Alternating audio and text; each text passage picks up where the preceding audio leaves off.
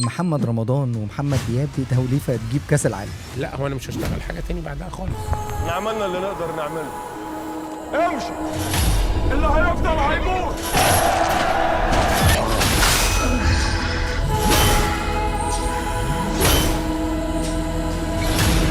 انا مش هطلب حريتي من شيخ النحل. بلاش، أرجوك بلاش.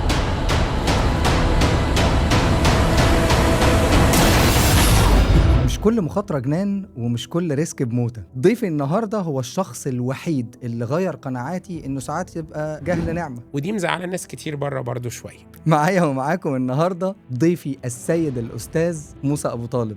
وانا اكتشفت يا جماعه ان اندرو مش صغير. يعني يوم ما تقرر تنتج فيلم تروح تنتج فيلم بالحجم ده مش ريسك تيكي، دي عمليه انتحاريه. عايز اقول لك على حاجه، انت عارف ان انا بكره كلمه المنتج. دي اخبار جديده. هقول لك على حاجه، مفيش حد كان مصدق ان احنا هنخلص. خفت في النص. يعني احنا صورنا بالظبط 67 يوم. بس انت مؤمن بانه اللي بيبتدي كبير بيفضل كبير؟ ما ينفعش تقول ان انت نمره واحد. وانس انت قلت نمره واحد هتكسل، وانس انت كسلت تبقى نمره 10. هقولها زي ما بيقولوها، انت بابا المجال في الايفنتس. بس انا نرد في الحته بتاعه الايفنتس شويتين ثلاثه. هل استخدمتوا الاي اي في الفيلم بتاع اسد؟ الاي اي ممكن يغير حجم شركه. تفتكر ايه موقف طه دسوقي من الحلقه دي؟ اعتبرنا احنا انفستمنت فيرم. انت عملت ايفنت للدحيح في دمركيه، هتعمل ايه للنرد؟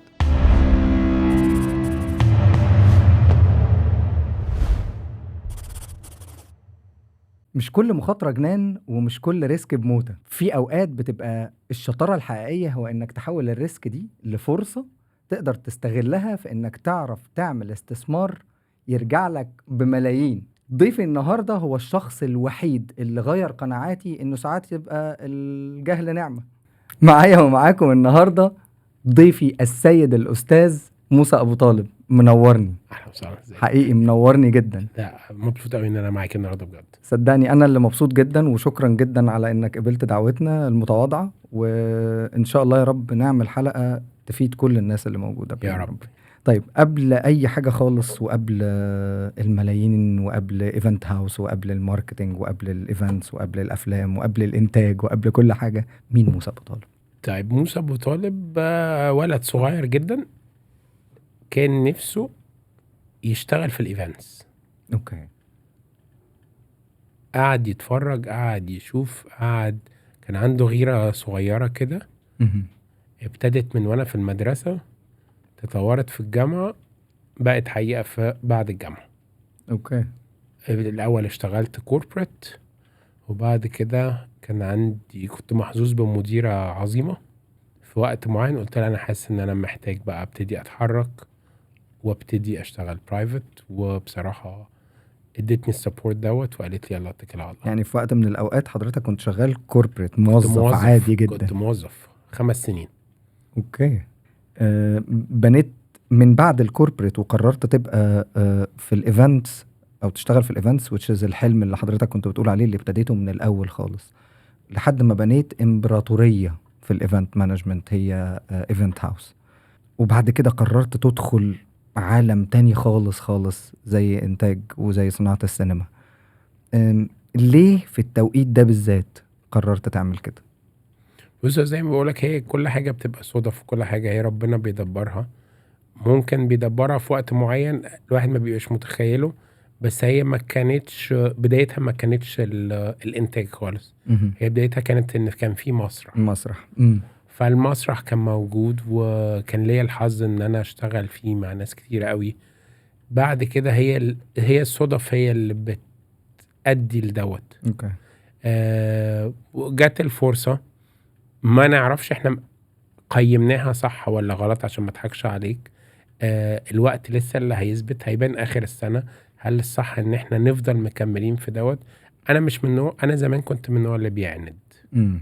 بس العند اللي هو برضو مش الوحش، العند اللي هو انت بتحب الحاجة قوي فمتفائل بيها قوي. اوكي. هرجع خطوة لورا، ان قبل ما اشتغل في الايفنتس I used to be a publisher. اوكي. يعني ايه؟ يعني كنا بنطلع مجلات. ماشي. ابتدى دوت سنة 2004، فكنا بنعمل مجلة رياضية شهرية. أوكي. اسمها الاستاد. ماشي. دي اخبار جديده. تمام. وبعد كده بس ده كان من خلال شغلي وانا في الكوربريت، وده كان لا يتعارض مع شغلي الكوربريت لان الكوربريت كان بتاع ايفنتس. فلما كان عندنا الموضوع المجله دوت ابتدينا 2004، وبعد كده تفرغنا ليه في 2006، اوكي. وفضل مكمل ل 2010 وفي كببلشر. اوكي. انا كنت غير قارئ جيد، بس انا يعني اي كان كليم ان انا بياع شويه. اوكي. فانا كنت بحب ابيع الاعلانات.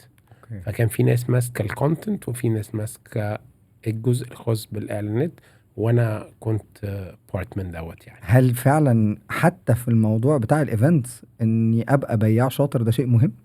بص احنا في الاخر النهارده احنا مش بنبيع. انا النهارده مش هينفع اجي ابيع لك الموج دوت، بس اقدر ابيع لك ان انت مستريح لي نفسيا. اوكي. فده ان احنا عندنا common ground، ان احنا عندنا نفس الفاليوز انا وحضرتك، عندنا انت يو بليف ان يمكن في حبه ethics صغيره موجوده عند الراجل اللي قدامي. صحيح. ده هيليد لتراست. وانس ان دوت التراست بقى موجود، نايس. هتجربني، نايس. جربتني، اتبسطت، يبقى الحمد لله هنكمل شغل مع بعض. وهي ده يعني ده بالنسبه لي هو ده الموضوع، ده البيزنس بكل بساطه. اوكي. انا النهارده هدف اول ميتنج دايما نقعد ان احنا to find the common ground. اميزنج. حضرتك عملت عليا حبه حاجات وبصيت ان مين صاحب مين بعمل ايه، زي ما حضرتك بتعمل ده انا عملت ده. اوكي.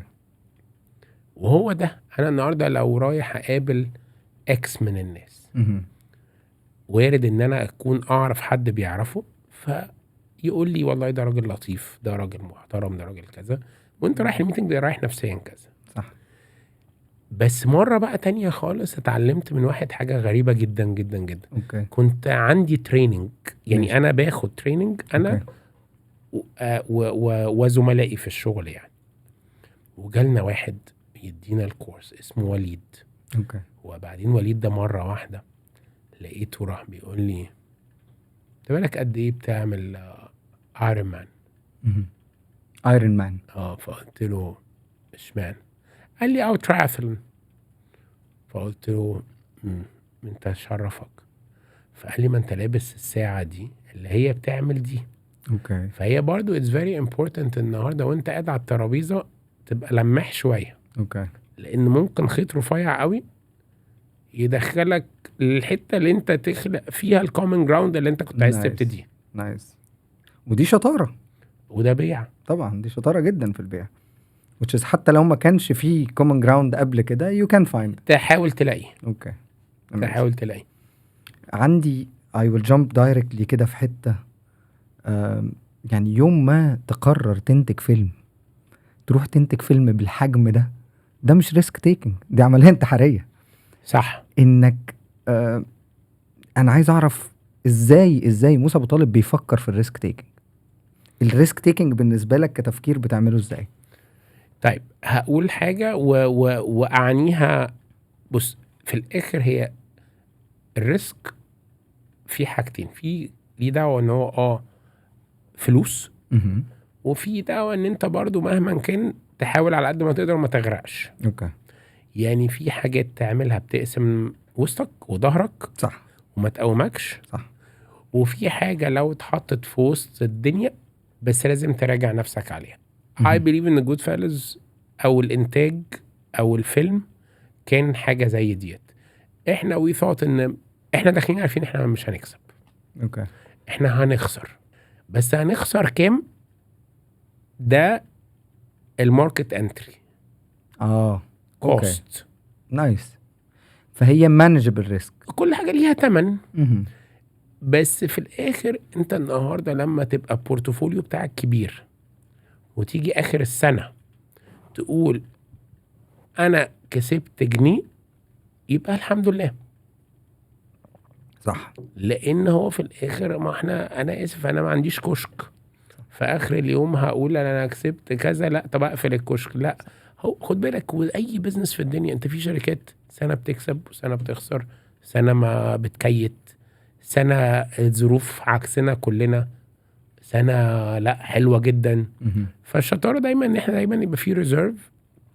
بس لو انا بقولها لك اهو، وده بقولها لك ليك بجد، انا لو هراجع نفسي، انا يمكن مش اتسرعت في القرار على قد ما انا عايشودها في كونسلتد ناس يقولوا لي اعمله ازاي، لان الطريقه البلدي اللي الواحد يشتغل بيها بسبب الجهل خليتك ممكن كنت تتحمل تكاليف كنت ممكن ما تتحملهاش. ما تتحملهاش.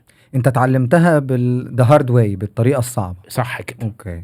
ومش دايما ده اصح حاجه بصراحه، يعني يعني يمكن ده برضو ومدته يكون ضايع من علينا opportunities تانية لو كان الواحد فكر فيها بشكل تاني. اوكي. بس انت مؤمن بانه اللي بيبتدي كبير بيفضل كبير؟ لا، هو هتفضل تشتغل، محتاجه شغل. اوكي. انا هبتدي كبير وبعد كده اعمل فيلم كبير ووراه فيلم كبير ووراه فيلم كبير، واخسر في ده واخسر في ده واخسر في ده. اوكي. لا، هو انا مش هشتغل حاجه تاني بعدها خالص. فلا يعني لازم يبقى في برضو لوجيك محترم، والواحد يبقى عارف هو ده داخله يعمل بيه ايه وهيستفيد منه ازاي، وهل المفروض يكمل فيه او ما يكملش فيه، ويبقى جريء ان هو ياخد ده. هرجعك لجمله بس صغيره، انا اسف اللي انا ابتديت بيها. لما ابتدينا المجلات ابتدت كده ان انا هقول ايه، الشهر ده انا خسرت. طب معلش اكيد الشهر الجاي هكسب. طب لو الشهر اللي بعديه خسرت. فساعات ما تحكمش قلبك وحكم عقلك، ودي مهمه جدا جدا جدا جدا. اوكي. لان ساعات انت بتاخد قرارات ان شاء الله اكيد في امل. بس ساعات برضو لازم تاخد قرارات يعني حتى لو لقيتها بتخسر اوقف. لو مش عارف تفليبت، هيجي وقت لازم تاخد قرار حتى لو حاجه بتحبها. انت قصدك انه ساعات بيبقى خلاص بتعامل مع البروجكت ده كانه واحد من عيالي، انا مش قادر. لا، مش قادر اقفله، مش قادر اسيبه. وده اللي انا اتعلمته بجد والله، هو شغل. اوكي. عيالك هم عيالك بجد. اوكي. عيالك مش هينفع تقفل ولا تفتح، دول عيالك انت هتموت نفسك عشانهم. الشغل لو في وقت بيجي لا لازم اخد قرار. عشان كده في ناس وهي بتبتدي تذاكر البيزنس بتعمل انيشال بلان واكزيت بلان، انه ازاي من الاول ممكن يحصل انه يعرف ازاي يسيب 100%. اوكي. محمد رمضان ومحمد دياب في توليفة واحدة، توليفة تجيب كاس العالم، صح؟ طبعا. انت فكرت ساعتها انك عايز توصل لكاس العالم، صح؟ انا صح. سمعت دي. صح. فكرت في ده ازاي، وايه القرار اللي خدته علشان تقدر تروح لده؟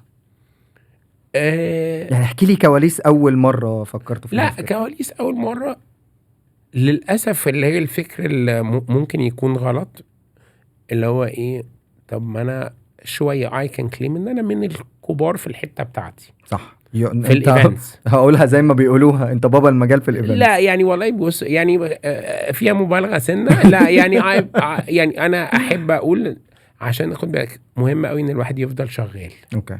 عشان تفضل شغال ما ينفعش تقول ان انت نمرة واحد. اوكي. وانس انت قلت نمرة واحد هتكسل. اوكي. وانس انت كسلت هتبقى نمرة 10. فهمتك. فهتقول والله انا واحد من اكبر 5 شركات. اوكي. وانا دي بتريحني ومش بتضايقني خالص. شفتك وانت بتتكلم عن المنافسين وقد ايه انت بتحترم الكومبيتيتورز في الماركت. لا بقى في، وهقولها لك، لا عندنا ناس قتالين قتل. اوكي. عندنا ناس شطار جدا جدا جدا وبيخوفوني وانا داخل قدامهم، ولازم اذاكر. اوكي. والتيم بتاعنا لازم يذاكر. جه وقت كنا بنقول احنا جامدين جدا. لا مفيش الكلام، ما بقاش بقى فيه الكلام ده. اوكي. وهنروح له كمان شويه بقى، لان في ناس بقى بتشتغل ازاي وبتحضر ازاي واي اي ازاي رايحين للحته دي. رايحين للحته. اقول لك انا نروح لها دلوقتي.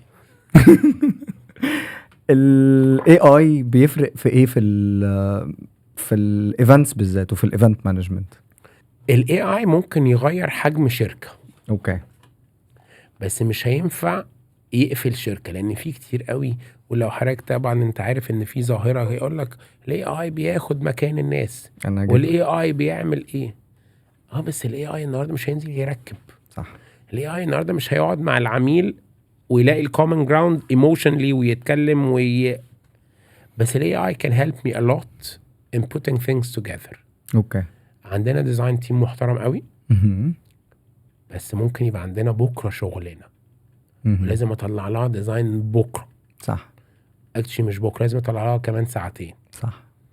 فممكن اميل على الاي اي شويه اوكي واقول له ساعدني، اوكي. واقول له نور لي الطريق. ممكن انا ماشي في السكه دي، طب ايه رايك لو اديتك انبوت بس انا هشتغل في ده وانت ساعدني واشتغل في ده. مهم. فايتس فيري هيلبفول، اتس هاو يو يوز ات. هتستفيد منه كده، صح. وممكن تستفيد منه جدا جدا جدا. بس بالنسبه لي would it replace a human؟ مش متوقعه في الزمن القصير. اوكي، بس على المدى البعيد شايف انه ممكن يريبليس بعض الحاجات، بعض الناس. بعض الفانكشنز، بس يعني خد بالك مش احنا اللي عملناه، صح. فاحنا برضو بنتطور على فكره. مهم. فطول ما انت اللي عارف تطوعه صح. you cannot replace him. انت بتجاوب الاسئله اللي انا بجاوب عليها بره. لا والله لا، انا بكلمك بجد. فاكر زمان واحنا صغيرين كده، وانا اكتشفت يا جماعه ان اندرو مش صغير، بس اتفرجنا على ماينورتي ريبورت، يس. بعدين شفنا عربيات بتطير. صح. ايه الهبل ده يا جماعه؟ كان بالنسبه لنا بس اسمها افلام خيال علمي. وبعدين شفنا شاشات بتعمل كده. بعدها ب5 سنين ولا ب10 سنين لقينا في ايفون وبتعمل عليه كده فعلا. مهم. فهي التكنولوجي والاي اي هم سابقنا سنه. انت عارف بس ان إحنا دلوقتي اللي بقى عاملينها. في عندنا هنا في دبي عربيات بتطير. طبعا اوكي طبعا. اوكي. وعندنا احنا كمان هنا في دبي. أيوة. ما انا من هنا بقى. ايوه حبيت. طيب، ده معناه انه انت بتقول للشباب الصغيرين اتعلموا اي اي علشان يبقوا متطورين ويقدروا يطوعوه زي ما انت بتقول. لا صح؟ ده انا هقول لك بقى، انا هقول للشباب الكبار اتعلموا اي اي، لان أوكي. الصغيرين اتعلموه خلاص. اوكي. الصغيرين اسرع مننا بكتير. طبعا. ده هم طبعا. هو يعني هم في الغالب نازل فيهم السوفت وير. اوكي. انا لازلت عندي برضو جزء من التخلف العقلي، لسه انا مش قادر اواكب خطير. مش قادر اواكب التطور. فانا لسه بدور على جوجل، اوكي. وبعدين بدور بالطريقه اللي هي برضو بلدي قوي، اوكي. اللي هي انت تيجي تقول لي عايز اعمل مج، دايما لازم عندي جمله كده توب 10 مج ديفلوبرز، اوكي. عايز اعمل كذا، فدايما توب 10 اي حاجه. عشان انت شايف نفسك من التوب 5 في الايفنتس. لا ما انا بقول بقى جوجل اكيد أوكي. هيعرف يعمل بقى، يجيب لي 10 يعني. هو لسه شغال باي ذا واي يعني، بس بحاول في حاجات اسهل. بحاول كتير. وبميل بقى على التيم عندنا شطار بصراحه، أوكي. او يعني سابقني شويتين 3. اوكي. ده معناه ان اللي يعرف اي اي يلاقي مكان في شغل عندكم. اللي يعرف هيلاقي شغل في اي حته، اوكي. في اي حته. بس فعلا والله لا، هو فعلا لو مع استعماله الصح هو مهم جدا جدا أوكي. جدا جدا. واكشلي يمكن يساعدنا في حاجه تانية. وانا احب جدا جدا جدا لو الاي اي هيعمل لنا البالانس اللي احنا مش عارفين نعمله اوكي. البالانس في ايه؟ في الحياه. يعني ايه؟ مهم. يعني انا بشتغل النهارده 12 14 ساعه. مهم. طب لو الاي اي يعرف يشيل لي 4 ساعات واروح بيتنا حصل. اقعد مع عيالي، حصل. ما هو بالظبط بقى. يبقى ده اتس يوسفل. يس. فاهم قصدي؟ طبعا. ده اللي بتكلم عليه بقى. صح ان جدا. انا النهارده اكتر 2 فانكشنز بيقدروا يستعملوه في الشركه هو الديزاين تيم والاكاونت مانجمنت تيم. اوكي. الراجل بتاع الاوبريشن للاسف مم. والراجل بتاع البرودكشن للاسف برودكشن لسه ما شوية. عندهمش حظ في ده. production فدول لسه شوية. كده. بس الراجل بتاع الديزاين النهارده بدل بقى ما هو بيطبق واوفر نايت ويشتغل كذا كذا كذا كذا كذا، يمكن يبقى عنده اللوكجري دي. الايفنت بتاعت سوري الانفيتيشن بتاعت حضرتك جات لك بعد 3 دقايق من ما بعتنا لك اللوكيشن، صح؟ اقل برضو، اقل سنه. It was AI. اقل سنه. اوكي. طيب، هل شايف انه الاي اي هيفرق في تطور صناعة السينما كمان؟ اوريدي خلاص ابتدت. هل استخدمتوا الاي اي في الفيلم بتاع اسد؟ لا احنا ما عملناهوش، احنا استخدمنا في اف اكس واضح وصريح. في اف اكس واضح. اوكي. بس في دلوقتي كم الافلام اللي بتعمل AI ما اعرفش بنسميه ايه enabled initiated whatever. اوكي. لا بقى في حاجات كتير قوي، ودي مزعله ناس كتير بره برضو شويه. اوكي. بره فين؟ بره في امريكا، اوكي. لان هم هيبقوا سابقنا برضو، هم سابقنا شويتين. اوكي. انت وقت ما ابتدى يخش الاي اي في السكريبت حصل ثوره هناك، يس. وبعدين قالوا لا خلاص ما ينفعش، او ينفع يستعملوه ببرسنتج معينه. مش عايز اقول حاجه انا ممكن ما ابقاش مذاكرها كويس، بس ده اللي انا قريته وسمعته وشفته. اوكي. بس بقى في افلام كتير قوي دلوقتي. في مسلسل انا اتفرجت عليه وحد فرجهولي معمول كله اي اي، كله اي تو زد، شفته. وحقيقي قوي بصراحه. يس. دلوقتي الموضوع تطور مرعب، التطور بيحصل بصراحة. بسرعه مرعبه جدا. هطلع من الاي اي، ممكن نبقى نرجع له في الاخر خالص. يلا بينا. بس هسأل سؤال لطيف جدا جدا جدا. حضرتك من التوب 5 في الايفنت مانجمنت، ودخلت موضوع الانتاج وتشيز عالم مختلف تماما. ايه الخطوة واحنا لسه بنقول مانجبل ريسكس، يعني بنفكر شوية، وسمعتك وانت بتقول اللي يخاف في شغلان، اللي ما يخافش في شغلانتنا بيخسر كل حاجة، بيزعل او بيزعل. اللي بيخاف صح، اللي ما بيخافش بيزعل. ايه الحاجة الوحيدة اللي ممكن تكون خوفتك في انك تدخل بروجكت بالحجم ده في اول مرة؟ لا ما كنتش خايف في الاول. طب ايه اللي حصل؟ خفت في النص. اوكي. امتى كانت اللحظة دي وايه اللي خوفك؟ خفت في النص لان الميزانية كانت ابتدت تبوظ مننا عشان المدة طولت والوقت ابتدى يطول. اوكي. بس كنت مصدق ان احنا هنخلص؟ هقول لك على حاجة، مفيش حد كان مصدق ان احنا هنخلص. اوكي. هو دي الاجابة اللي انا عايزها بصراحة. لا مفيش حد كان مصدق ان احنا هنخلص. اوكي. بس انا كان عندي قناعة ان احنا هنخلص عشان احنا لازم نخلص. اوكي. بأي تمن. وقتش هو ده اللي حصل للأسف، ويمكن ده اللي خلى بقى فيه الفاريشن اللي حصل او اللي هيؤدي الى الخسارة المقبولة. اوكي. فانت الحاجة اللي خوفتك هي موضوع الوقت اللي طول، او ان احنا ما كناش مصدقين ان احنا هنقدر نخلص. هي دي الحاجة اللي خوفتك في النص. واقول لك على حاجة، في ناس كتير قوي عشان مقتنعة ان احنا، وعندهم حق، مش قناعة جاية من السماء يعني. ان ده اول مشروع، وازاي اول مشروع تخش مشروع تاريخي وفي الكاست دوت وفي التكلفة ديت. انا ما حدش قال لي ان انت ما ينفعش تبتدي كده. اوكي. فهمتك. فلما بقى سمعت من ناس بصراحه محترمه جدا، وناس كانت بتتكلم من قلبها. يمكن انا غلطت ان انا ما عملتش الريسيرش المظبوط في انت الاول. قلت الموضوع بتاع الكونسلتيشن انك تستشير اهل الحته، اهل الخبره ويبقوا ناس خد بالك، في اهل الخبره فعلا يحبوا يفيدوك ويقولوا لك ومش قصدهم ان هم يضروك خالص. وفعلا وانا قلتها، انا ربنا رزقني، ومن اسباب ان الفيلم خلص الفريق العمل اللي كان موجود يس هم اللي كانوا خايفين عليا كمان اكتر من كده، عشان مش عايزين التجربه تبوظ. مش مساله ان هو عايزين فيلم يخلص، لا مش عايزيني انا حتى ابقى فشلت، تحس انك فشلت في اول تجربه. اوكي. فكان قلبهم على العمل وقلبهم عليك. يس. اوكي.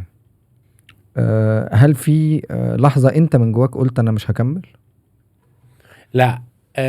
حصلت في الاول خالص، بس اللي هي بتبقى تنشنة ملعب. بس قبل ما نخش التصوير يمكن كنا صورنا يوم.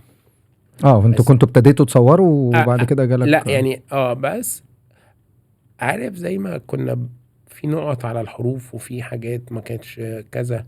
فانت بتقول في الاول خالص اللي هو خساره قريبه. فانت خدت من جواك القناعه انه خلاص كده خسرانه، بس ممكن تكون خساره. لا بس كان اختلاف وجهات نظر وليس اختلاف عن الفيلم. اوكي. اللي هو يا جماعه بصوا، عارف انت دايما لو احنا ما كانش العقد او الاتفاق بتاع لو اتخانقنا هنعمل ايه، ما كانش اتحط. دايما محطوط البيست سيناريو فيوميها قعدنا زعقنا كتير جدا وقلنا لا خلاص اللي اتصرف ومش مهم. اذا كنا صورنا يوم، احنا أوكي. صورنا بعدها 11 اسبوع، اوكي. احنا صورنا بالظبط 67 يوم 67 يوم تصوير. اوكي. لا 67 يوم تصوير. أوكي. يعني 11 اسبوع ب 66 ويوم. اوكي. فاحنا كان بقالنا يوم واحد بس. اوكي. انا كنت هسأل سؤال هنا بس لا، اللي حضرتك قلته هيخليني اقول اسأل حاجة تاني خالص which is لما دخلت الموضوع بتاع الانتاج ده وانت جاي from business owner mindset، صح؟ يعني انت جاي وانت عندك already business وصل ان هو يبقى from top 5، والمايند سيت دي شوية بتبقى مختلفة عن انك تحس انك في مكان جديد ومش فاهم، في حاجات كتير بتحصل متلخبطة. كنت بتتعامل في الوقت ده ازاي؟ يعني انا عايز اعرف احساسك ده، سؤال شخصي بره السكريبت خالص، انا طلعت بره المواضيع. انا داخل في مجال جديد ورايح ابتدي اتعامل، فهم حاسين ان هم كل واحد فيهم اكسبرت في الحتة بتاعته، وانا من جوايا مش عارف اكسر في حتة ان انا بزنس اونر هناك، انا هناك دكتور يا فندم. فازاي عرفت تتأقلم مع ده، وازاي عرفت تاخد قرارات؟ يعني لما بتيجي حاجة تاخد فيها قرار، بتاخد فيها قرار كمنتج جديد ولا كبزنس اونر، سبيشالي انك يو هاف ذا باور في المكانين؟ طب عايز اقول لك على حاجه، انت عارف ان انا بكره كلمه المنتج دي. اوكي. كلمه المنتج دي كلمه مش، انا معلش والله مش قصدي ومش عايز اغير الكون يعني، بس كلمه وحشه قوي. اوكي. ليه؟ اصل هي كلمه المنتج ديت يعني ككلمه انت بتاع الفلوس. اوكي. which is هم بيتعاملوا او مش هم، ده المتعارف عليه. طيب ما انا هقول لك على حاجه، طب ما انا في شغلانات كتيره قوي كنت بتاع الفلوس. انا بتاع الفلوس. مش هو في كذا يعني سؤال، في مخرج وفي فريق تصوير يس. وفي كده وفي فريق تمويل. ماشي، حبيت. أوكي. لا فاحنا انا وشركائي احنا فريق التمويل اوكي. بس كده. بس كلمه منتج هقول لك على حاجه والله بجد كلمه وحشه قوي، بجد كلمه وحشه قوي. ودايما غصب عنك انت لما تقول المنتج ديت دايما بتفترض فردين 3 جنبها كده. فهمت. عايز تقولهم؟ لا مش عايز اقولهم، هم معروفين. خلاص انا فهمت. خلاص. انا بني ادم يا فندم بينام الساعه 11 بالليل. اوكي. انت بالنسبه لك المنتج ده بيصحى بالليل. فهمتك. اوكي. ولا انا غلطان؟ لا صح، فهمتك جدا طبعا. فهي هو موضوع والله بسيط. هو اعتبرنا احنا investment firm مش منتجين. فاين. حبيت التعبير كده اكتر بكتير اصلا. لا والله ومش قصدي اغير الكون ومش دوري على فكره خالص، بس انا بتضايق من الكلمه دي وقلتها لناس كتير قوي. انا الكلمه دي بالنسبه لي فيها حاجه غلط. اوكي. او بالنسبه لي يعني ليا انا، ممكن تبقى مع ناس تفتكر تانية. ده من المتعارف عليه من الوسط؟ يعني انا شفت مثلا البودكاست بتيجي لها سبونسرشيب، في برامج زي ذا إليت انتوا كنتوا سبونسرز ليهم صح، او بتديروهم ان جنرال؟ كان لينا الحظ والشرف ان احنا نديرهم لمده 6 شهور. اوكي. فهذا يعني زي الشاركس they are investors، فانه يبقى في investment بيتبص لها بشكل مختلف خالص عن المنتج في هذا الوسط، ده اللي قصدك عليه صح؟ يعني اعتبر ان شركه جود فالس دي شركه investment في المجال اوكي السينمائي. نايس. فهتخش شراكات، هتنتج، بس مش معناه ان انا المنتج. اوكي. ومن غير فزلكه. الناس هتقول لي انت بقى عامل نفسك بتاع، لا انا ولا حاجه ان انا اعمل اصلا حاجه. لا ما تقولش كده، انت عامل حاجه كبيره جدا. محمد دياب في الوقت ده كان لسه شغال في مارفل بس وكان شايف انه مكسر الدنيا وانه بقى مخرج عالمي. ازاي خدت القرار انك تكلمه؟ عايز اعرف الكواليس بتاعه المكالمه دي. يعني زي ما انا كده اخدت القرار ان انا اكلم حضرتك علشان تيجي البودكاست، كان عندي حاجات كده لازم اعملها علشان اعرف جوايا، عشان اعرف اجي اكلم حضرتك. ايه لا والله الموضوع ابسط بكتير من يعني زي ما بقولك احنا قاعدين على كنبه. اوكي. وقلنا الجمله بتاعت كاس العالم صح. فاتقالت طب ما يبقى نكلم محمد دياب. طب فالراجل صديقي دوت معتز ولي الدين، طب يا معتز انت معاك نمرته؟ قال لي لا معيش نمرته بس نجيبها. اوكي بس قال لي ده في امريكا. اوكي فالمهم ما معناه معتز تواصل معاه ويارينج برضو عشان التكنولوجيا لذيذه، ويارينج فور زوم كول. يا عم انا اسمي موسى كذا، متهيألي احنا في انتوا ما بينا كنتوش تعرفوا بعض في الاول؟ بس في بينا كومن فريندز كذا وكذا. ايه ده بجد؟ Nice. وطبعا السؤال اللي هو التقليدي بس برضو بلا عندك ايه؟ فبقيت انا اللي بسأله مش هو انت ايه. رايح تعرض عليه وانت لسه ما تعرفش هو عنده ايه اصلا. انت رايح ببروجكت عشان يجيب كاس العالم بس ما تعرفش هو ايه. لو عندك حاجة. فقال لي احنا عندنا 3 مشاريع بس واحد منهم اللي جاهز دلوقتي. اوكي. اللي هو ده كان اسد. ايه اغرب او اكتر موقف طريف حصل لك في اللوكيشن؟ انت رحت اللوكيشنز؟ ما رحتش كتير. وده برضو هقولك على حاجة، وده برضو عكس صفة السيد المنتج. اوكي. بس هو في العادي المنتج بيروح كتير؟ عادة يعني متهيألي بيروح شوية كتير. اوكي. متهيألي عشان هو يطمن على فلوسه. يروح يطمن على فلوسك. وانا صاحب الكورة. اوكي. اوكي تمام. انا رحت حوالي مثلا يمكن 15 يوم من ال 67. اوكي. حصل لك اي موقف طريف كده او شفته حتى؟ مش لا لازم بص، حصل لك اللي انا انت؟ شفته ومتهيألي يمكن اكون قلتها قبل كده بس ممكن اقولها بطريقة ألطف شوية. بس هو فعلا اللي بيحصل على الارض دوت صعب جدا. انت قلت مواضيع ان الحاجات منظمة وكل واحد بيعمل حاجته. لا انت كأنك في جيش. اوكي. جيش بجد والله العظيم. كل حد عارف هو بيعمل ايه. وانا مقتنع ان احنا العمالة المصرية عموما بالليميتد ريسورسز اللي عندنا، بس احنا عندنا تكنيشنز يس واصحاب فكر مرعبين. ونفسي حد يبقى اشطر مني شويتين 3 يبين الموضوع ده بطريقة تانية، او يبولش الموضوع ده بطريقة معينة، او يحطه في فريم ورك يبقى مناسب للناس كلها زي ما بره عاملين. انا عارف ان احنا يعني بره يقول لك ما ينفعش الواحد يشتغل اكتر من اكس عدد الساعات. اوكي. ما ينفعش كذا كذا، الظروف مش عارف ايه لازم تبقى مواكبة ومناسبة كذا كذا. اوكي. ونفسي يتعمل استوديوز تانية زي مدينة الانتاج الاعلامي وتبقى more equipped and more ready.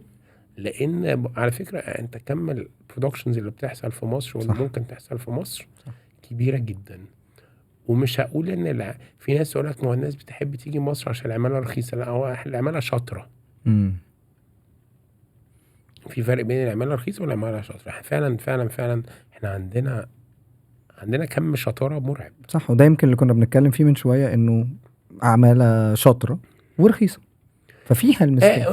مش لازم تبقى رخيصة، مش لازم تبقى رخيصة، بس قصدي compared الفاليو versus money هتلاقي ماشي. ما هي قيمة مقابل سعر. ماشي. ما هي بره علشان الظروف غير الظروف. بره عشان الضرايب وعشان كذا وعشان الانشورنس وعشان كذا كذا كذا كذا كذا. صح. فهمت. فعشان كده ممكن تبقى وفكرة ان احنا العملة بتاعتنا ارخص من العملة بتاعتهم. صح. بس ده مالوش دعوة ان العمالة رخيصة. طيب مصر فيها كل المقومات علشان تعمل اللي حضرتك بتقول عليه ده، علشان تقدر تطلع للعالمية، صح؟ ازاي في صناعة السينما شايف ايه اللي ناقص؟ مصر فيها تاريخ، فيها نجوم، فيها مواقع تصوير خطيرة. شفنا افلام عالمية بتتعمل في دبي وفي السعودية وفي اماكن. ايه اللي يخلينا في مصر نقدر نوصل ان نطلع مصر بشكل يوصل للعالمية بشكل احترافي؟ والله بص، يعني انا يمكن مش انا اشطر واحد ارد على السؤال ده لان انا احدثهم، فما اقدرش كده. مش بس في صناعة السينما، يعني حتى يعني ايفنت زي بتاع افتتاح المتحف كان حلو قوي وظهر بالمنظر كان حلو قوي. انا كنت في دبي في الوقت دوت. انا فاكر كنت في دبي قوي واتفرجت على الافتتاح على تي في سانك.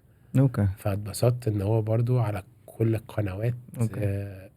يعني بالصدفة هو ده اللي كانت القناة اللي مفتوحة ولقيتها، ومبسوط قوي ان انت اون اير لمدة تقريبا ساعتين. صح. ساعتين ونص. فكانت حاجة حلوة جدا.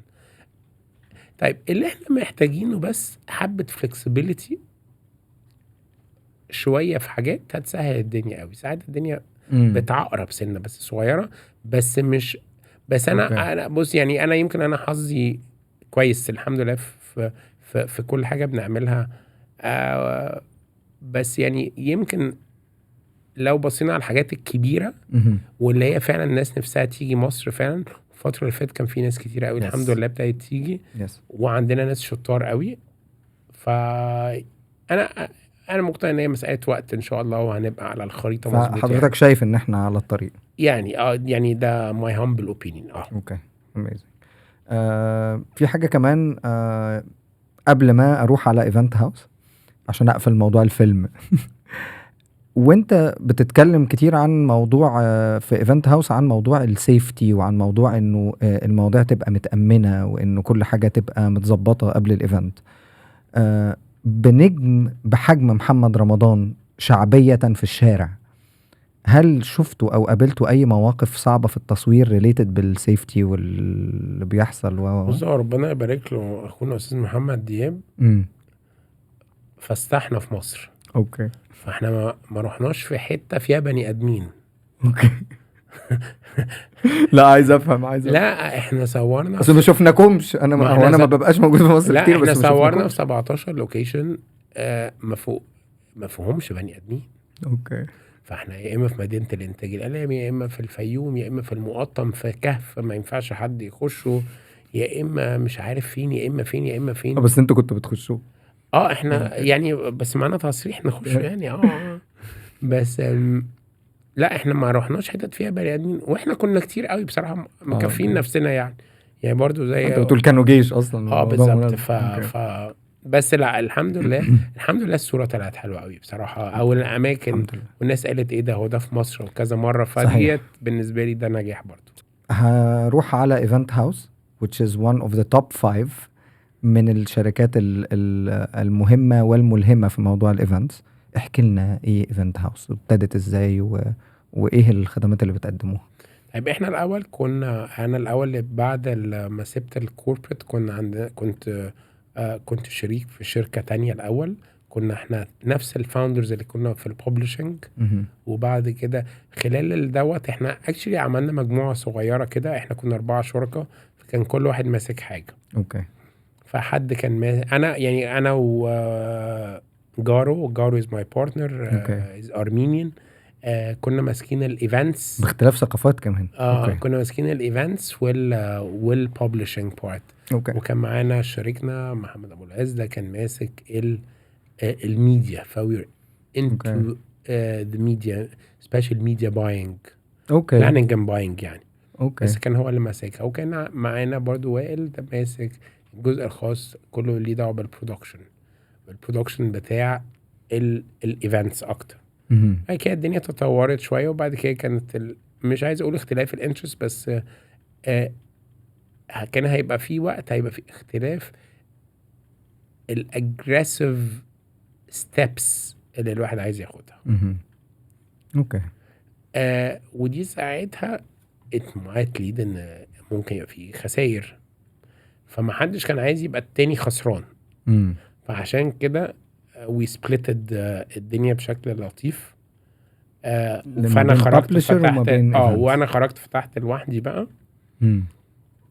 وابتديت بقى رحله. انت ابتديت ايفنت هاوس لوحدك 2012. اوكي. فكان القرار انك تروح الايفنت هاوس لوحدك تماما علشان بعد الجيران اللي انا بعمله دوت ما حدش يستحمله كتير.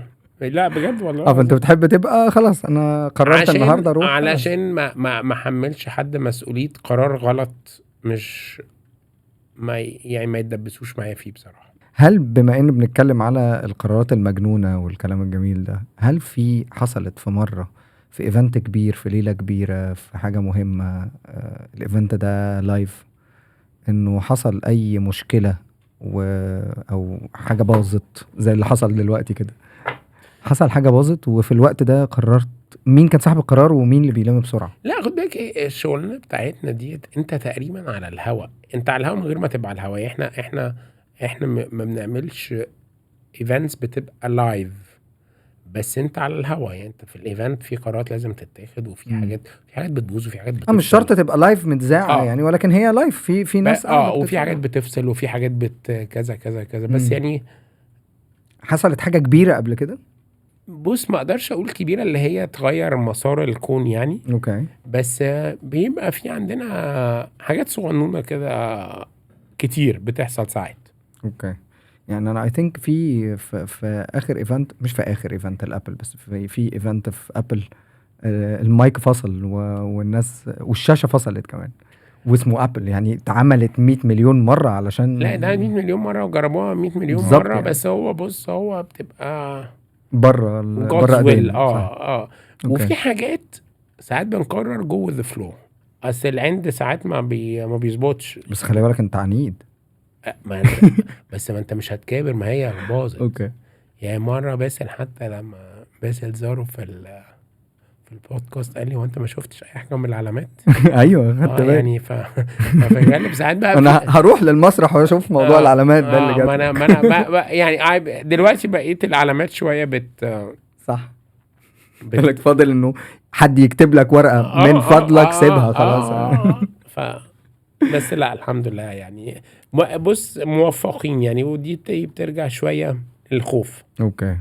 الخوف بيساعد شويه ان انت الخوف بيخليك تراجع حساباتك شويه يعني. اوكي. سبيشلي قبل ما تبقى داخل ايفنت. وانا بعدين بقعد اقول للناس عندي انا بخاف من الصغير قبل الكبير.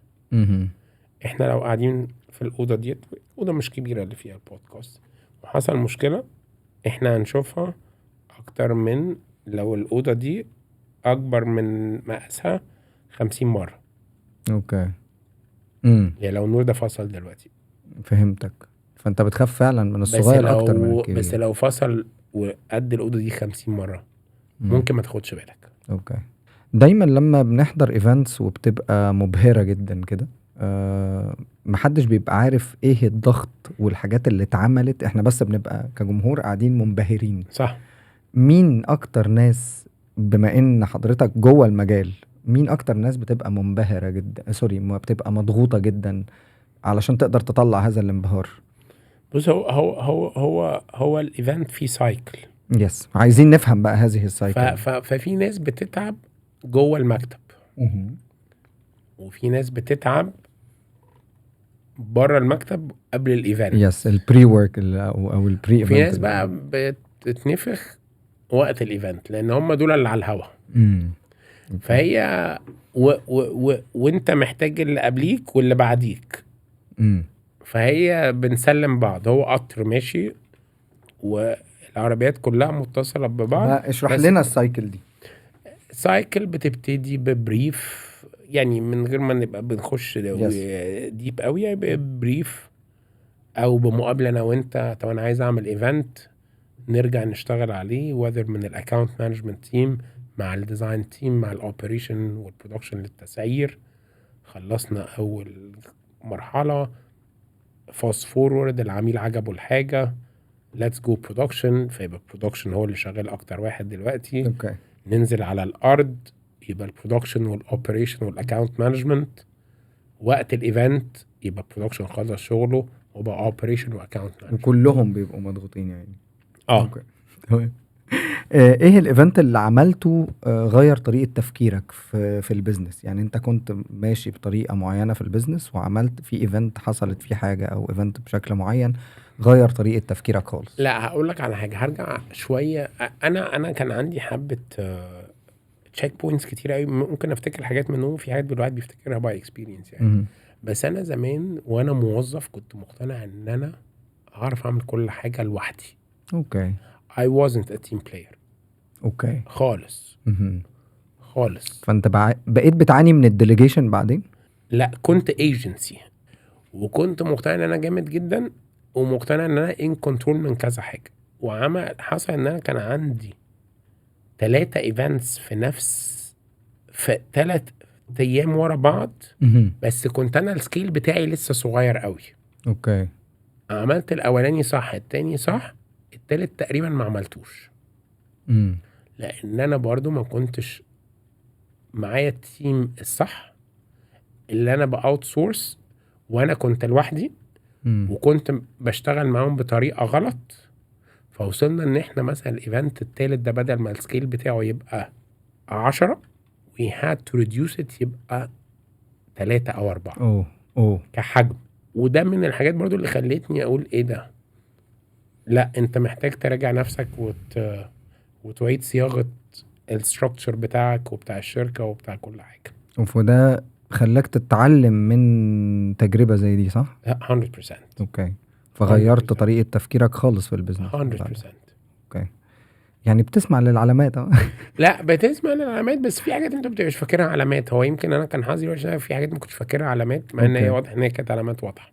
اوكي، انا اي ثينك ان انت يمكن ما بتحبش ده، بس شفته ان انت بتاخد التعليم بالطريقة الصعبة. يعني انت بتدخل، دي مش اول مرة، يعني انت في موضوع زي اللي انت لسه قايله ده اتعلمت فيه بالطريقة الصعبة. المسرح اتعلمت فيه بالطريقة الصعبة جدا، وادي الفيلم بتتعلم فيه بالطريقة الصعبة. بس الحلو من كل ده انك بتتعلم. يعني بس انا اقول لك على حاجه، انا على يعني ربنا يكملها على خير كده، بس انا ما بغلطش نفس الغلطه مرتين. صح، الحمد لله لحد دلوقتي يعني. ممكن تكون صدفه ان هي يبقى حاجه شبهها بس مش هي نفس الغلطه. اوكي. لا، وهل هو لازم عشان ابقى بتعلم حاجه جديده ان هي تكون كانت غلطه؟ اي ثينك مش شرط ان لا هي مش تكون لازم غلطة. تبقى غلطه. خد بالك، هو احنا كل حاجه احنا بنعملها كل يوم هي فيها حته جديده. صح، يعني حتى لو انت كنت بتفكر بطريقه، مع السنين بتلاقي نفسك بتفكر بطريقه. قريت جمله خليتك تفكر بطريقه مختلفه. التيم بتاعك بيكبر، فانت بتحتاج تديليجيت مظبوط وتامباور مظبوط، فغصب عنك بتفكر. مع ان ساعات الواحد يقول طب ما انا اعملها انا. وساعات بقول لهم انا بيبقى صعب عليا قوي ان انا اشيل ايدي، بس غصب عني لازم اشيل ايدي. ولو شايفك بتغلط لازم غصب عني اسيبك تغلط.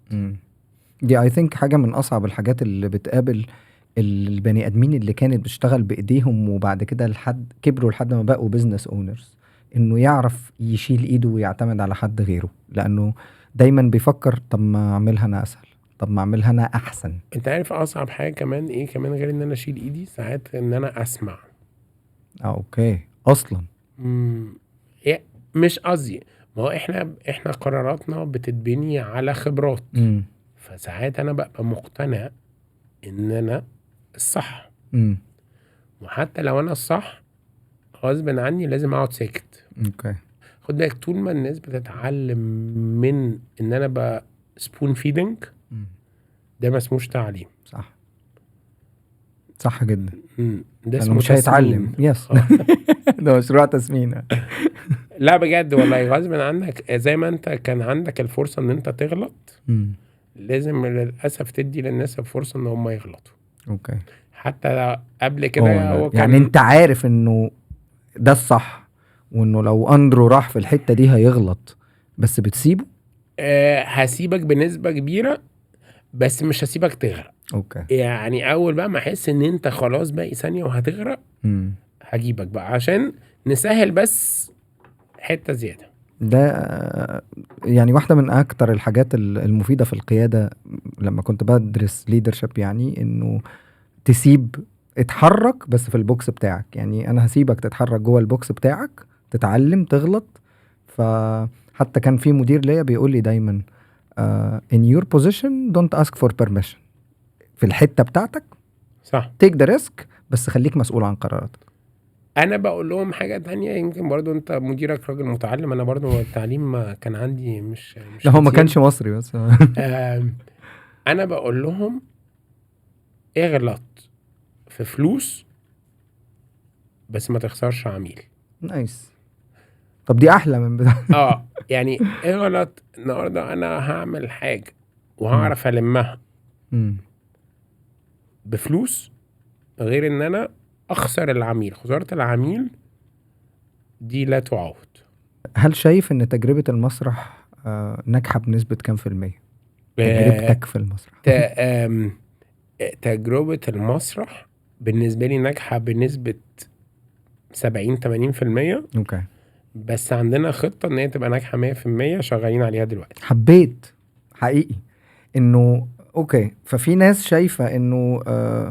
لو وقعت مني حاجة في التجربة وانا ماشي في الطريق ايأس واسيبها، قول لي ازاي اعلم الناس دي انه لا، انت ممكن تكون محتاج تغير الخطة، ممكن تكون محتاج تغير المعطيات، ممكن تكون محتاج تغير حاجة علشان نرجع وتلاقي to the rebuild. right partners عشان نعوض ال 30% 40% دول.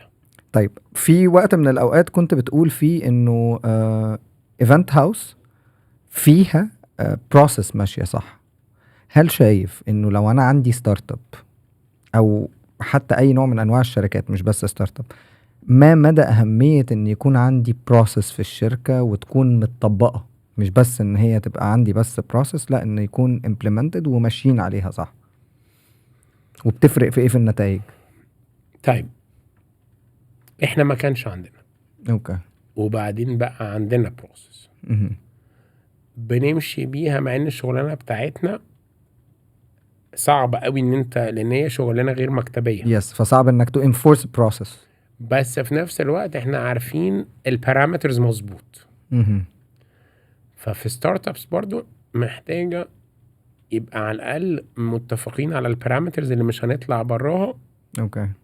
وخد بالك انت دايما مشاكل البروسس ايه يعني بالنسبه لي طبعا، ومش ببسط الموضوع خالص. اوكي. لوجيستكس زياده، تعقيد زياده. يا اما ان انا النهارده بعمل حاجه مش المفروض اكون بعملها، وده السكوب بتاع اندرو، مهم. او ان انا لخبطت الستبس، فالنهارده بدل ما اروح لاندرو رحت لمحمد مم.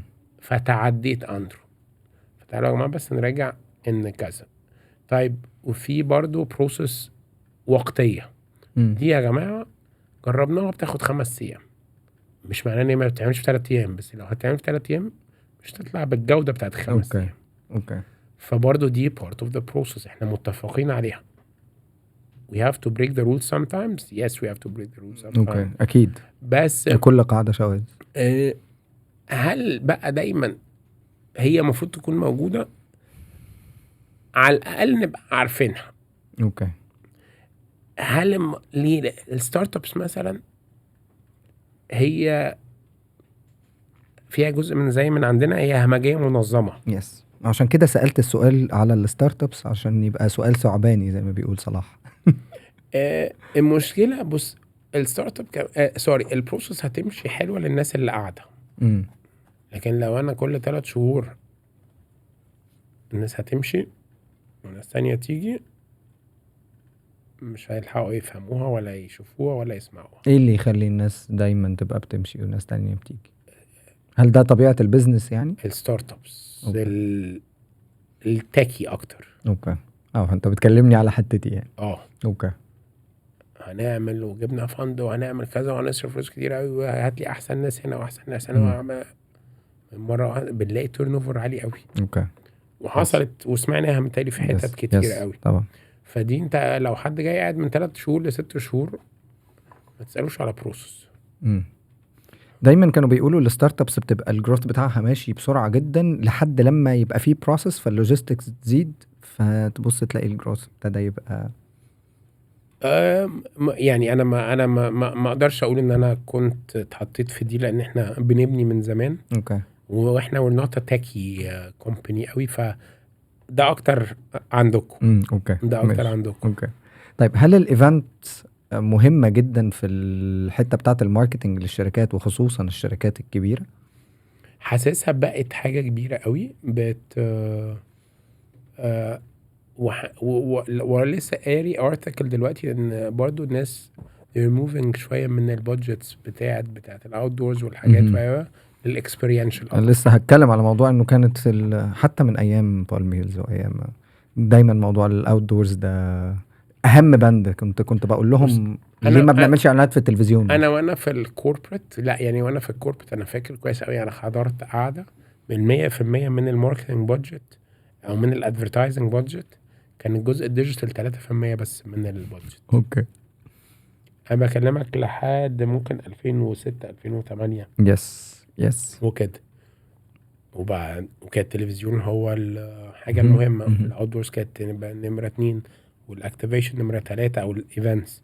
انا متخيل ان احنا لسه نمره 3 بس الجزء الاكسبيرينشال زاد، او الناس عايزه تتعامل او تو انجيج مع الناس، فده بيحصل في الايفنتس اكتر او الاون جراوند اكتر. عندنا سؤال تقليدي بنسأله لضيوفنا اللي مختارينهم بعناية، هو انه هل شايف نفسك نرد، وايه تعريف النرد بالنسبة لك؟ وممكن تكون لو كنت نرد في ايه؟ بص، كلمة نيرد دايما ليها دعوة يا اما بنضارة فانا مش بنضارة، او شرط؟ او ممكن- او ان انا بذاكر كتير، اوكي. وانا للاسف ما كنتش بذاكر كتير، بس انا نيرد في الحتة بتاعة الايفنتس شويتين ثلاثة، اوكي. فاديك ديب شويتين ثلاثة، اوكي. وبقفل على نفسي فيها شويتين ثلاثة كمان. فممكن يبقى عندي جزء من مواصفات النيرد مهم. في حتة، بس لسه مش فولي نيرد، بس يعني I'll work on it. هقول لحضرتك على حتة انت فيها نرد، اخدت بالي منها. لما جينا نتكلم في انك تقعد مع العميل فبتذاكره كويس فتلاقي common ground علشان تقدر تعمل ده، او كمان ذاكرت المعطيات اللي حاليا دلوقتي فقدرت تلاقي common ground. it's a nerdy thing. يعني finally انت ذاكرت البني ادم، وساعات كتير بنذاكر البني ادم اهم ما بنذاكر المادة. يعني كنا زمان بنذاكر الدكتور اكتر ما بنذاكر صح. المادة. بيحب علشان- يوم بيحب يس، والا بجد انا هقولها ولاول مره. في مره انا شلت ماده في الجامعه لاني كنت بذاكر الماده كويس جدا جدا وما بروحش المحاضرات، وانا شاطر مذاكره، انا بذاكر بس. فالدكتور اداهم شويه حاجات، واتاري هو بيتبع اسلوب انه بيجيب من الامتحانات اللي فاتت. انا ذاكرت الماده ماليش علاقه، سقطت. حافظ مش فاهم. حافظ مش فاهم. فطلع انه لا، من ساعتها اتعلمت انه لا، لازم اذاكر البني ادم او الفكر عامل ازاي اكتر ما بنذاكر بس اللي في الورق. ف it's a nerdy thing. ماشي، الحمد لله. الحمد لله. طيب، بزنس اونرشيب، مسرح، سينما، مالك ومال ستاند اب كوميدي؟ والله خد بالك احنا يعني خد بالك احنا بنبقى قاعدين، اوكي. والله العظيم احنا بنبقى قاعدين. انا حبيت الموضوع ان واحنا قاعدين حد يجي لك بالصدفه نعمل بروجكت ما جديد. هي كده والله. كلمني احمد مدحت، اخونا وصديقنا العزيز، اوكي. احمد هو اللي ماسك كايروكي وماسك امير عيد مهم. شخصيا يعني. مهم. فلقى فرصة ان لا مش لقى فرصة، لقى ان هو فعلا overwhelmed بشكل كده، وهو شايف فينا ان احنا ممكن نكمل المسيرة ديت حتى لو لفترة كده. فكان لينا الحظ ان احنا نشتغل معاهم، وحاجة كان عمري ما عملتها قبل كده. يس، انا سمعتك كنت بتقول ان الموضوع كان صعب. موضوع التور دي كانت بص، صعبه هو جدا. صعبة يعني. اكتر، هي صعبة طبعا على المانجمنت كومباني، بس هي يعني صعبة قوي على الارتست نفسهم. مهم. يعني فاكر كويس قوي الناس بتبقى تعبانة وعيانة ولازم يطلع هو المسرح، مضطر. الناس مش عارف ايه كذا. فقصدي هي شغلانة صعبة للي بيعملها. في الاخر احنا كإداريا احنا ممكن نغير، نزود عدد التيم ممبرز، حد تعب حد يبقى مكانه، حد بيكفر حاجة. لكن الشغلانة بتاعت being on stage، مبسوط، زعلان، تعبان نفسيا اي جسديا، حاجة هو هيطلع. هتطلع. اوكي. بما انك بقى واحنا بنقول اهو احنا قاعدين فدخلنا مسرح، احنا قاعدين دخلنا فيلم، قاعدين دخلنا ستاند اب كوميدي. ايه وامتى اقدر اقيم الفكرة دي واقول دي فرصة تستحق ان انا ادخل، او اخاف واحسبها كويس قبل ما ادخل؟ اللي بيحصل مؤخرا عندنا بقاله مش كتير للأسف، بقاله سنة سنتين، مهم. بقينا بنستفيد من أهل الخبرة. اوكي. يعني ممكن النهاردة أندري يقول لي موسى عايزين نعمل كذا، مم.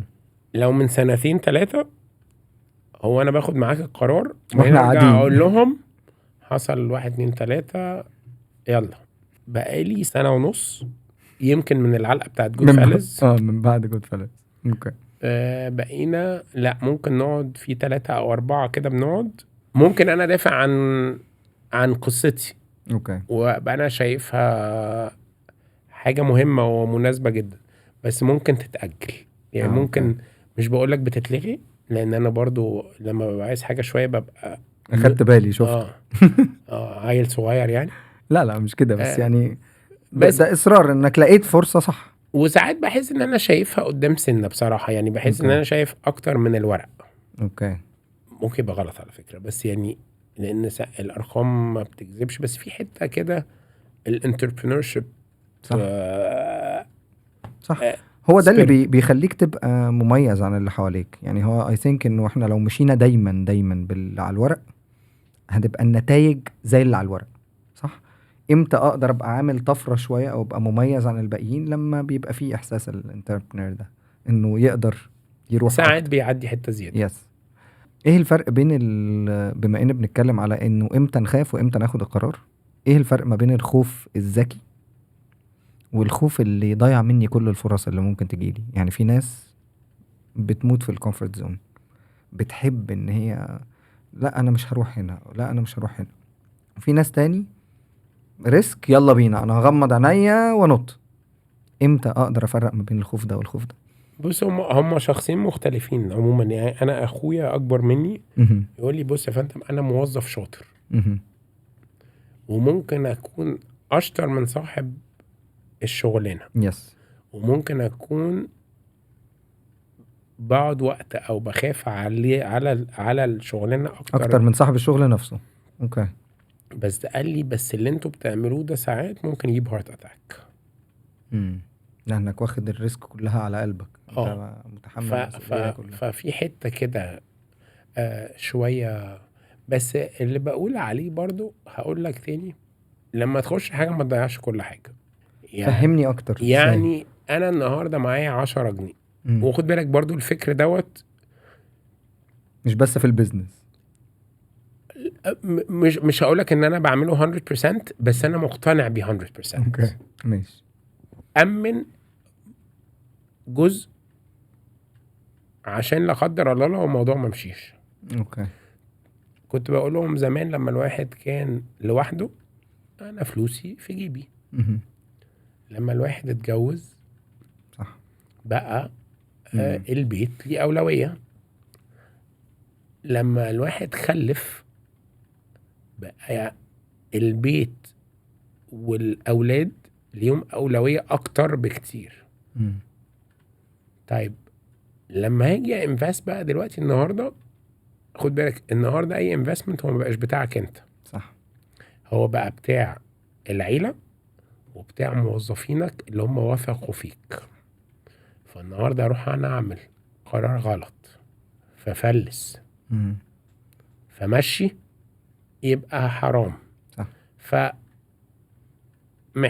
محتاجه بصه كده مظبوطه، او يبقى في ريزيرف معين بيحمي الناس اكتر ما يحمي نفسك. اوكي. يعني متخيل انه يبقى حتى لو انا رايح على فكرة جديدة اخلي جزء معين كاكزيت بلان زي ما كنا بنقول، انه على الاقل تبقى سيفنج زي السيفنج اللي في حياتنا. بس زي برضه اكزيت بلان ليك ولا ليهم. فانت لازم تبقى عامل حسابك بيزد على اولوياتك. اولوياتك. عندك حاجتين. اوكي. لان انت النهارده الموظفين العظماء دول اللي شالوك في كل الوقت ده، صح جدا. فاول حاجه تقوم انت بايعهم يعني غلط جدا. طب البيت اللي انت النهارده بتقول يا جماعه انا بشتغل عشان احميكوا، طب ما انت ما حمتنيش في الاخر. برضو هقول لك على حاجه تاني، هقول لك كلمه دي برضو ماتيوريتي شويه. اوكي. يعني قبل كده لا، فالواحد بقى بيفكر بالمقلوب شويه. بتبص للنتيجه الاول قبل ما تبص للفلوس. لا، ما الناس دي خلاص، الناس دي اللي في رقبتك بجد. يعني اقول لك انا اسف والله، في حاجات الواحد بيعملها ولا هتقدم ولا هتاخر. اوكي. عشان ما نقولش هي اني حاجه. يس. بس لو انا ما عملتهاش هضمن الناس دي كلها. ولو انا عملتها ممكن اخسر الناس دي كلها. اوكي. ايه الاهم؟ فهمتك. طيب هنروح بسرعه على تحدي العباقره. خلاص احنا فاضل لنا فقرتين صغيرين كده. يلا بينا. تحدي العباقره وهزار في هزار. نطلع نهزر. هسأل اسئله سريعه واجابات قصيره، مش لازم تبقى اجابه طويله. ايه الماتش اللي نفسك تنظمه؟ نفسي يا اما ماتش للاهلي يا اما ماتش المنتخب مصر. اوكي. ايه احلى لوكيشن تصوير رحت وحضرت فيه واتبسطت انك رحت اليوم ده؟ 2 الفيوم، ورحنا في محافظة يعني في مكان ما بين على الطريق القاهرة اسكندرية الصحراوي. كان في مكان على بعد ساعتين كده عشان بنينا فانيو فيه كان مرعب. اوكي. انتوا بنيتوا فانيو فيه؟ اوكي ماشي. او بنينا لوكيشن ماشي. اوكي. ايه اصعب كان في التجربة؟ مسرح، سينما، ايفنت، من كل التجارب اللي انت عشتها ايه اصعب حاجة؟ المسرح اكتر حاجة كان نفسي اعمل فيها احسن من اللي انا عملته. اوكي. وشايفها صعبة اداريا اكتر؟ لا، الوقت ما خدمنيش، بس مقتنع ان لو عملتها تاني هعملها صح بكتير. اوكي. مين اصعب في التعامل، محمد دياب ولا محمد رمضان؟ كان وضعي قبل خلال الفيلم محمد دياب، بعد الفيلم محمد رمضان. هل ممكن تاخد قرار في يوم من الايام انك تبدل حد من الموظفين بتوعك باي اي ايجنت؟ لا، I'll extend the team ب AI agent. اوكي. فانت مقتنع انك تحط اي اي ايجنتس ولكن ما يبدلوهمش؟ 100%. اوكي. عشان نعمل البالانس. اوكي. نروح للهزار. يلا. تفتكر ايه موقف طه دسوقي من الحلقة دي؟ انا بحبه جدا ومقتنع ان هو بيحبني بصراحة. أوكي. بقعد اغلس عليهم واقعد اقول له بعد ما حلمي كان سابهم، قلت لهم على فكرة دمي خفيف، نفسي ابقى معاكم. احنا عايزينك تجيب لنا طه هنا، احنا حلمي بيجي هنا كتير بس احنا عايزين طه ان شاء الله. هو المفروض جاي متهيألي في اخر السنة دي. اوكي. بس جاي لوحده متهيألي. اوكي ماشي. واقعد اقول له انا نفسي اهزر وعاد كده، يقول لي لا بص خليك انت في كده، بس خلي التهريج دوت للناس اللي بتعرف تهزر. فدايما كان بيحرجني بصراحه. سألوك عن الافراح قبل كده صح؟ وانا عارف ان انتوا في ايفنت هاوس ما بتعملوش افراح. لا، بس اتكلمنا عن الميزانيات والحاجات الجميله طبعا. دي. لو انا عايز اعمل فرح واجيب فيه احمد سعد ويغني لي ياكوتي يكلفني كده؟ لا هيكلفك. استاذ احمد سعد دلوقتي بيكلف كتير، شفت جدا. اوكي. لا، ما يعني بصراحه بص، انا مش بحب افتي في حاجات ما اعرفهاش. انا يعني قد ما اقدر بحاول ابقى ما بقولش معلومات مغلوطه كتير. أوكي. بس متهيألي في ناس هترد. هي الفقره دي هزار. لا في ناس هترد احلى مني واشطر مني في الحته دي. بس احنا مش بنتكلم على تكلفه احمد سعد، احنا بنتكلم الاستاذ احمد سعد. بنتكلم زي الافراح بقت غاليه قوي يا جماعه. اللي عايز يعمل فرح كبير بقت الافراح غاليه قوي دلوقتي. هل حضرت اي حاجه في التور بتاعه ذا إليت؟ حضرت 3 شوز بتوع كندا، وحضرت 3 شوز في امريكا. ايه اكتر واحد فيهم كان بيضحكك؟ بص، بعيدا عن ان كلهم جمال وكلهم جامدين. اول شو في امريكا بالتالي كنا في LA. ده كان بالنسبه لي من احلى الشوز. اوكي. لان كان الشو اتجرب 3 مرات في كندا، وبقى عارفين بيرموا ايه ويجيب ايه. وكان عندنا قصه كده واحنا داخلين امريكا. اوكي. فكانت ظروفها صعبه. عايز تحكي لنا؟ لا بس هي امريكا صعبه شويه. اوكي. زي ما عامله كده في كاس العالم. اوكي ماشي. سمعتك بتقول انا مش شاطر في الحسابات مع انك بتاع الفلوس، ازاي؟ لا، مش شاطر في الحسابات اللي هي يعني اقوام الملايين، بس لا. توب لاين كده فلوس انا شاطر. لا، توب لاين شاطر. اوكي. توب لاين شاطر وبعرف احسب حاجات كده. ماشي. هقفل الحلقه بسؤال جامد جدا. يلا بينا. انت عملت ايفنت للدحيح في دمركيه صح؟ هتعمل ايه للنرد؟ يلا. لا انت قرر بس. انوي مالكش دعوه. حقيقي شكرا، انا حبيت الحلقه جدا. كان نفسي وقتنا يبقى اكتر من كده، وقت حضرتك يسمح لنا باكتر من كده جدا. ما تخيلتكش احلى بكتير كمان في الهزار. يعني احنا في فقره الهزار ابتدينا نتحرر ونتكلم اكتر. لا والله ده نفسي انا بهزر بس على فكره بجد خطير. انا بكام بجد لا بس حبيت. انا عايز احسن بس جوده. لا بالعكس جميله يعني. حتى حسيت ان المواضيع اقرب وبنتكلم اكتر.